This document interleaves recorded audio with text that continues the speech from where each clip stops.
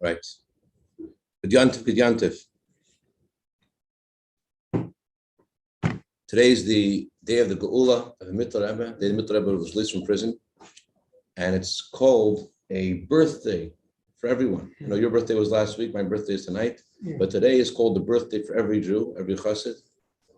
As Rebbe once said, that every Jew should acknowledge in himself that every Jew is a Chassid, the son of a Chassid, the grandson of a Chassid. Everyone said that. So I want to share one point from a Farbrengen from Parshas Vayishlach, Toshim and Bob, 1986, where the Rebbe analyzes Yud Kislev vis-a-vis how Yud Kislev affects the 19th of Kislev. The Farbrengen I'm referring to was on the Shabbos following Yud Kislev. Rebbe said that you always have a Shabbos between the 10th of Kislev, the anniversary of the redemption of the Mittler Rebbe, and Yud Tes Kislev, the anniversary of the redemption of the Alter Rebbe. So the Shabbos in between Yud Kislev and Yud Tes Kislev has two components.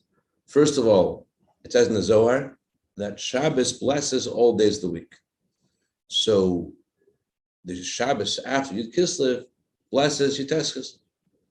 Also, the Shabbos is when all the days of the week are elevated. Just like we see on Shabbos by Kiddush, we say Vayachulu, which literally means God finished making the heaven and earth. So too does the word Vayachulu also mean to be elevated. So whatever happens during the week is elevated to a higher level on Shabbos. Whatever happens throughout the week, the mitzvahs that we do, the Torah that we learn, the davening that we do, it all reaches a higher level, it reaches a perfection on the Shabbos following the week. So that means whatever happens on Yud Kislev is elevated in the Shabbos after Yud Kislev, is elevated on Shabbos. It's interesting point that it makes is that year that Rebbe gave the Farbrengen, Yud Kislev was on Shabbos.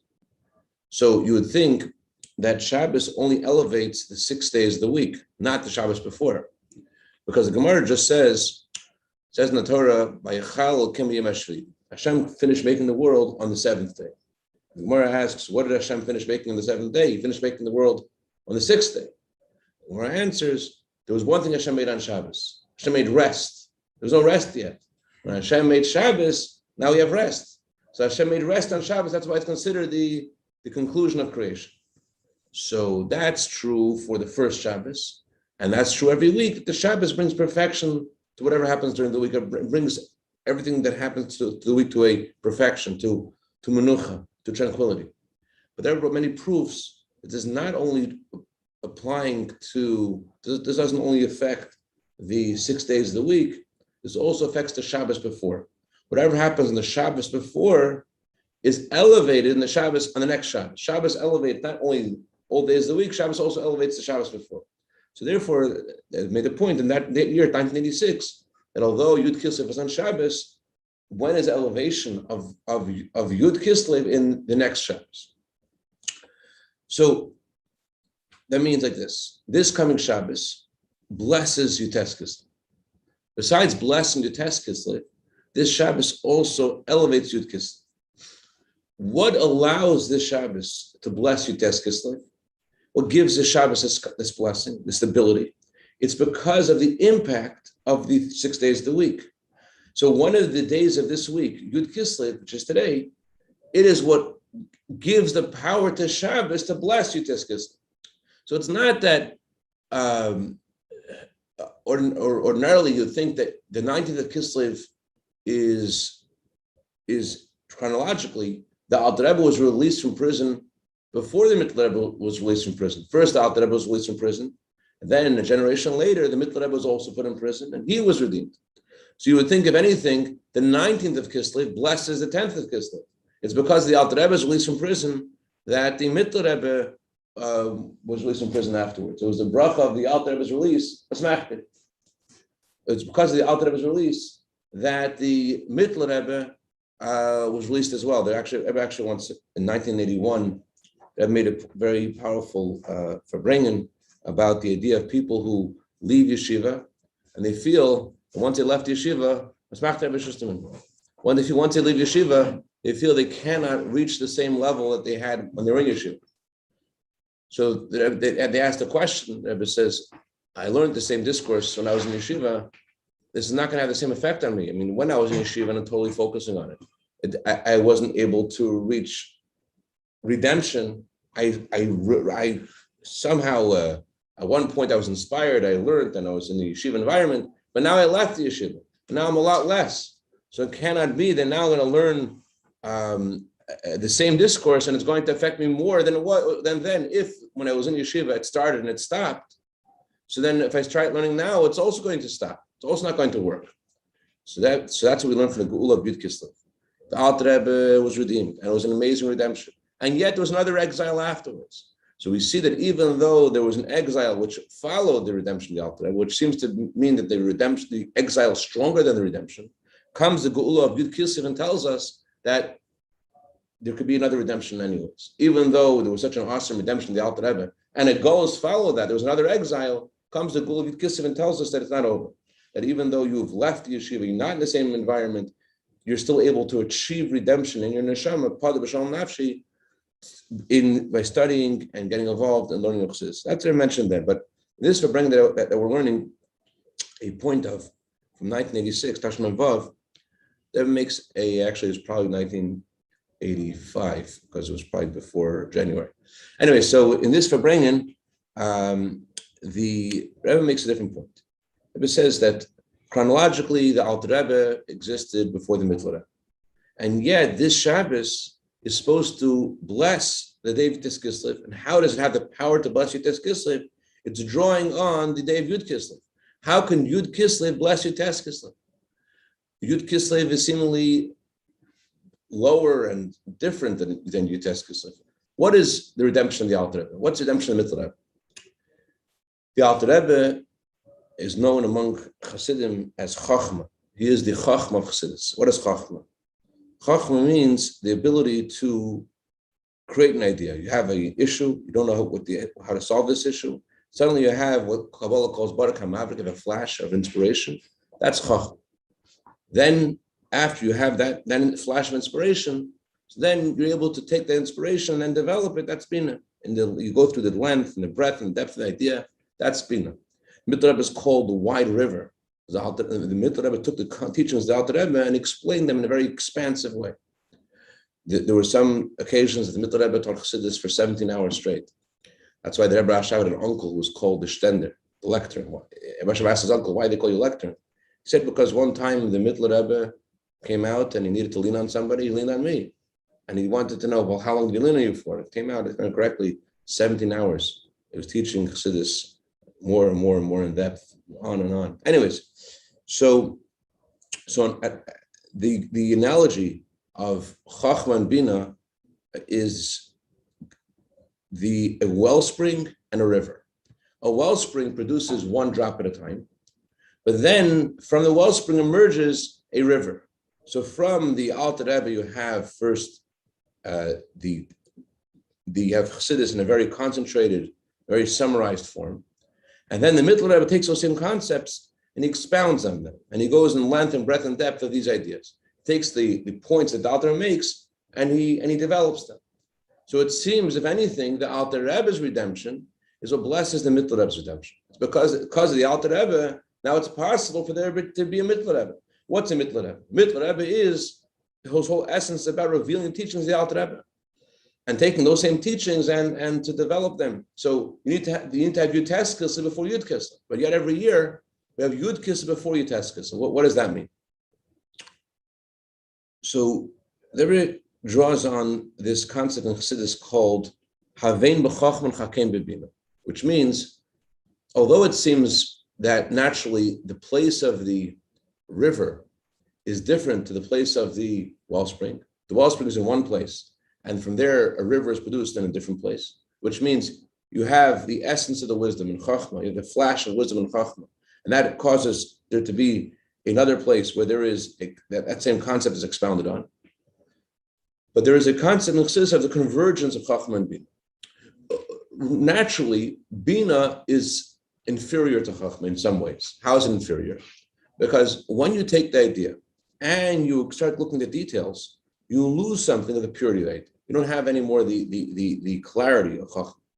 On the other hand, the Chachma, you're not able to integrate it into yourself and to really understand it until you go to the details. So Chachma has a deficiency and Bina has a deficiency. So Chassidus says you have to make a convergence between the two. There's a concept of Havein b'Chachma, Chakein b'Bina, which means that even after you've gone to the details, you have to now look through those details and see the core idea. You have to look at the truth of the idea through the details. And so too, conversely, you have to be able to look at all those details as they are in their source. You have to look at the essential point of Chachma and see in Chachma all those details.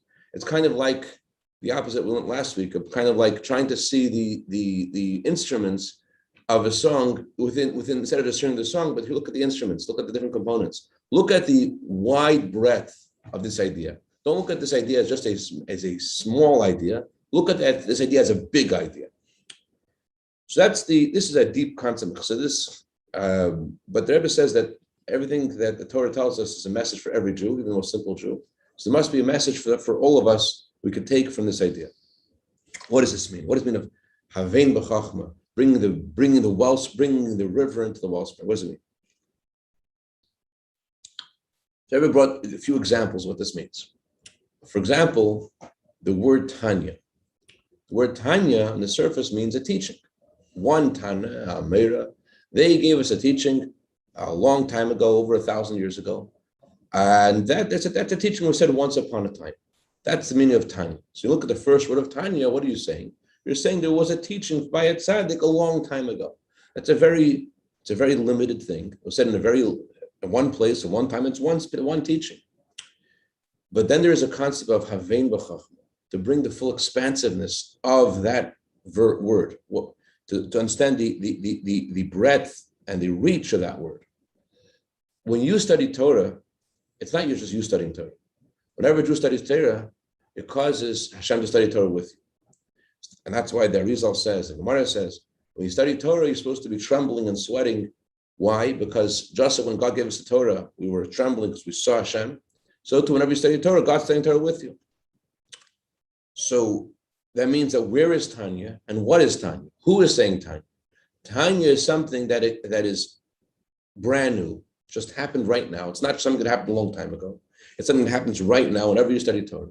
And number two, Tanya, this teaching of this the Alter Rebbe brings, is not just a teaching that was said then, and it's not only does it exist now, but it also is something that exists in the entire world. And not just the entire world, there is a B'chola Oilmas Kulam, in all the worlds. There's right now this Tanya. Tanya is in all places and in all times, and it's brand new right now. So instead of thinking of Tanya as something which is just like one little point, Tanya is everything. Tanya is a teaching that is reverberating throughout the entire spiritual cosmos and the physical cosmos in every place and every time. That's what Tanya is. That's the meaning of looking at Chachma through the lens of Bina. I brought another example, but we don't have too much time. Just to say one point of this example. The Alter Rebbe learned Torah with the Reb Zusha of Annapolis. I'm sorry, with Avram the Malach. Avram the Malach, they learned Torah together. And they learned the first Mishnah. The first Mishnah says, it's Alter Rebbe translated, what time do we say Shema at night? That's a simple translation of the Mishnah. So Avram the Malach, he said to the Alter Rebbe, why are you translating Me'emasai as from what time? Me'emasai means from fear. Out of reverence and fear, that's how we should say Shema. Me'emasai. Me'emasai also means me'ema, from fear. So that's the point of the story, that you're supposed to say Shema with reverence. Alter agreed with the Malach, that Alter was just translating the simple meaning, but also has a deeper meaning. But this concept of reverence for Hashem is something that encompasses all of our service of Hashem. It's something that's supposed to be present in everything. So it's not just one point. It's something that really you have to look at through the lens of Bina and see how this point is something which is all encompassing. That's the meaning of Havein b'Chachma, to see how the points of Chachma really encapsulate everything. And then the Rebbe said that there's the main revelation of Kislev, the Alter Rebbe's release, as Rebbe Rashab said, is that's the day when the wellsprings of Chassidus really began to spread. So we need to look at the Yutas Kislev not in a minimalist perspective, not in a way that we're limiting ourselves and limiting the reach of Yutas Kislev. We have to look at the Yutas Kislev from the perspective of Yud Kislev. We have to look at Yud Kislev blesses Yutas Kislev. which means that our attitude towards spreading the Wasmos of Chassidus has to come from the perspective of the Mittel Rebbe, has to come from the perspective of expansiveness, from the perspective of the wide lens of being. What does that mean? It says in this week's Parsha, Vayishlach Yaakov sent angels to Esav.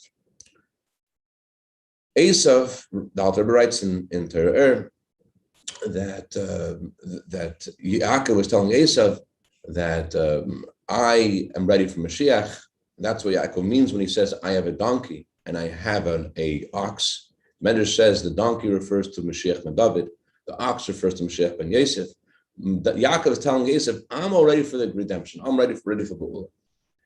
And he discovers, and the reason he's telling this message to Esav, even though he's sending this message to, it would seem to someone who's not able to hear this message, because it says in the Torah, he sent this message to Esav, who was living in Stay Edom, the fields of Edom. And the word Edom means red. The reason why Esav is called red is because of the time that he wanted to have the red soup of Yaakov. He wanted the red soup, and because of his physical pleasure that he wanted that soup, he gave away his firstborn right. He gave away his right to serve in the Beis Hamikdash. He gave away all the spirituality they could possibly get ever. He gave it all away just to have a bowl of soup. So we're talking about someone who's very low. And yet, although we're talking about someone who's very low, Yaakov doesn't talk to him as he is an Esav. Yaakov doesn't just relate to him as being this coarse brute. Yaakov sends message to Esav. It says in the Torah, Lim tzechein beinacha. What does Lim tzechein beinacha mean? To find favor in your eyes. And Rashi explains, that I look for your love and I'm peaceful with you. That's why Yaakov sends a message to Esav. So in a similar way, the Rebbe says, when you see a Jew who looks to you like they're Esav, that they're totally into the physical, they're into whatever is, they're into Hadayma, they're into the red stuff, they're into the lowest kinds of things. So you might think that you should scream at them. I just saw yesterday, Rabbi Moshe Feller wrote an article for a newspaper, and he gave the example that Chassidus gives about when someone faints. Chassidus says when someone faints, you should say their name in their ear. So Rabbi Moshe Feller, the way he portrayed this in the article was, when someone faints, you scream their name in their ear. They edited the article. It says you don't scream their name in their ear. You whisper their name in their ear. So in a similar way, although you're talking to someone who's like Esav, I think this guy's like Esav, just scream at them. So instead, the Rebbe says that, on the contrary, your message has to be Lim tzechein beinacha. Your message has to be that you want to have a relationship with this person. That you are wholeheartedly connected to this person, and you seek to be their friend. And although so what this has to do with our subject is our attitude towards spreading the Wasmos of Chassidus shouldn't just be it's reserved for those elite few who are considered refined enough. We have to look at Yud Kislev from the perspective of Yud Kislev that the Wasmos of Chassidus have a relationship to every single Jew, and we got to reach everybody with them. And that's what I want to share today. Any questions or comments? No. All right. Sorry. Thank you, Avram.